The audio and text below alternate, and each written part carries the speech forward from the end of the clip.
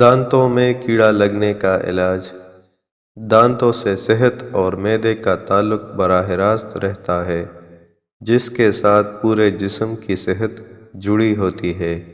دانت اچھے تو صحت بھی اچھی۔ بہت سے لوگوں کے دانتوں کو کیڑا لگ جاتا ہے یا دانت گرنے لگتے ہیں۔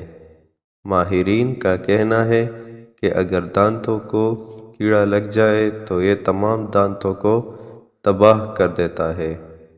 علامات: دانتوں کو ٹھنڈا گرم لگنا، دانتوں پر داغ نمودار ہونا، میٹھا کھاتے ہوئے درد محسوس ہونا۔ یہ تمام دانتوں کی بیماریوں کے یہ منجن استعمال کریں، انشاءاللہ فائدہ ہوگا۔